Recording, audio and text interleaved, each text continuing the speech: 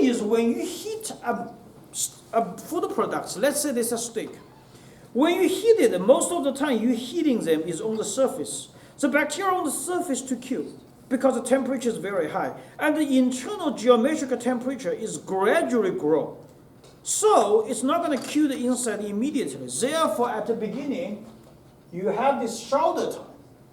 And once you pass the threshold of this shoulder time, there's an area which is bacteria to dramatically decrease.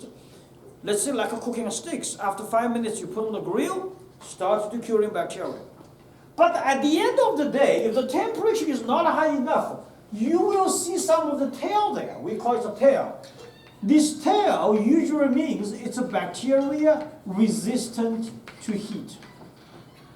And there is a different model could be explained. The situation like that, we usually call it a Weibull model. And when we talk about the tail of the bacteria, we have another name called the biphasic model. So I just want to let you know, in a real life, the bacteria thermodynamic system is much difficult than these two curves. It's not everything is linear. The linear is only working in a broth medium. If it's beef products, it is difficult to do. We need to do multiple testing to do a software to do the modeling. If some products is not genomically formed, which means they have a different shape, then it's more complicated because the heat on this uneven surface is not evenly distributed. Some area will heat first, some area will be heat later. So just want to let you know, it's not that complicated. It's not like that simple. It's much more complicated than these two curves. But these two curves gives you an idea what is D value and what is Z value. Okay? So the conditions influencing the effectiveness of antimicrobial agent, of course, population size. Large population take a longer time to kill. Population composition. If the composition of the bacteria have some thermo-resistant bacteria, of course they're taking longer time to kill them. Or some antibiotic-resistant bacteria. And most of the time, the concentration of antimicrobial agent is not really linear, but basically the higher concentration, they are killing more rapidly. Exposure time. The longer exposure time, more microorganisms will be killed, but not necessary. Sometimes when you pass a certain time, it's going to be all the same. Temperature. Most of the time, the antimicrobials or antibiotics, higher temperature usually increase killing. Not really, and you cannot be too high, because too high, some chemicals of antibiotics will start to deposition. So it really depends. Now last one, local environments. Including pH, viscosity, and organic matter, which is we talk about the organic loads. Especially you're using a chlorine solution. Before you do anything, you need to make sure the beaker is cleaned. If the beaker has lots of the dust, then the organic matter will neutralize with free chlorine. And another thing is that we have to prevent the biofilm. So very simple example, this is a bench. If I'm preparing beef products, after we preparing beef patties, we don't clean it. Then the second day we don't clean it, the third day we don't clean it. The biofilm will be on the surface. Then we need 10 times, 100 times more concentrated antibiotics and antimicrobials to kill them. And sometimes it doesn't work.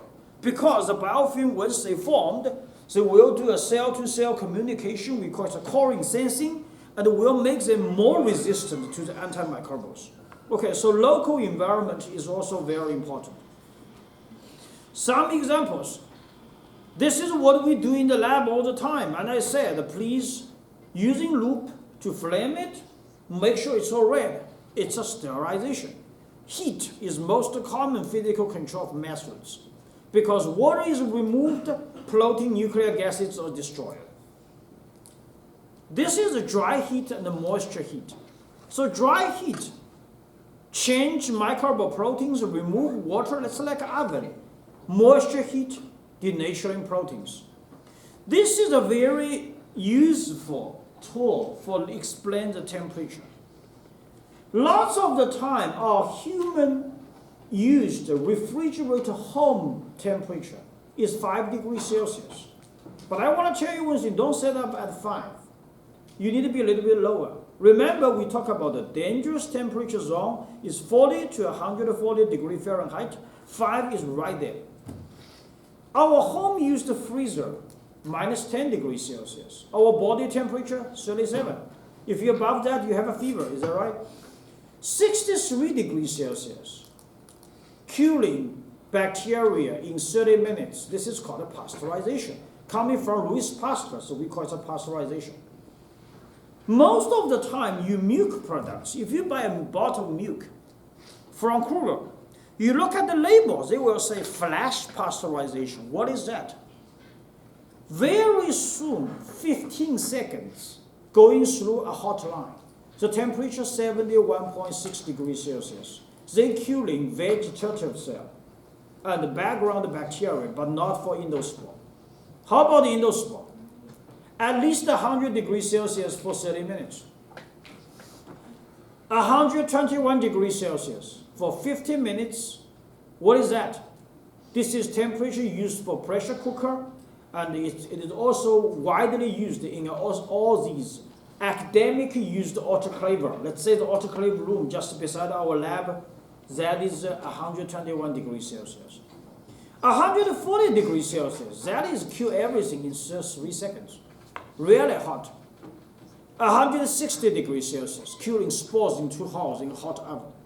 But I want to tell you one thing, lots of people don't do that high temperature because the food products, the tissue will be damaged. It's not going to be eat too good. We talk about juiciness, tenderness, and the flavor. The tenderness is gone.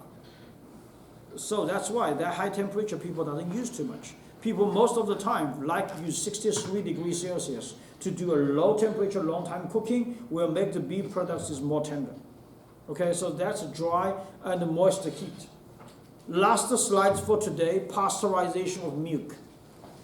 And I would say something. Pasteurization in the food industry, most of the time they're using for the milk products. Beer and alcoholic beverages barely use it because alcoholic products, through the fermentation, there's a specific flavor is there. It's you heat it, it's all gone, especially the volatile compounds. So we don't use that too much for the alcoholic and the beverages, but for the milk we do use it. Flashing pasteurization, usually we mention 70.6 degrees Celsius, 15 seconds. But keep in mind, this is not going to kill everything. It is not sterilized. It does not kill pathogen. It's only for storage bacteria, which means it's going to extend the shelf life. But the bacteria is still there. So very simple. You have a milk, is that right? If you left the milk today, left on the bench for 1 day, tomorrow it's glued, and you can drink it. Because pasteurization is not kill everything. It's so simple. There's a bacteria still there, going to be there. What is really sterilization? Autoclave. This is what we did in the lab. 121 degrees Celsius, 15 seconds, 15 psi, killing everything, including spores. Now, how do you make sure the autoclave is working? We have to do a test. The test what we're using is geobacillus. Because geobacillus is a highly thermophile, which means they are highly resistant to the heat. If you see the autoclave chamber, you put a geobacillus, and you find the geobacillus is still survives there, which means the autoclave is failed.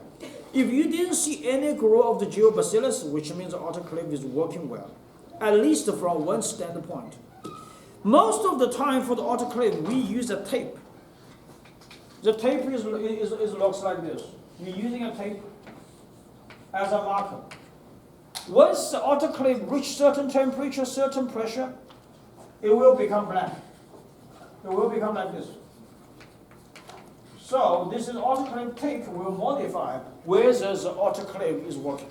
Okay? So let's end up here. We'll finish Thursday. We'll talk about exam questions on Thursday.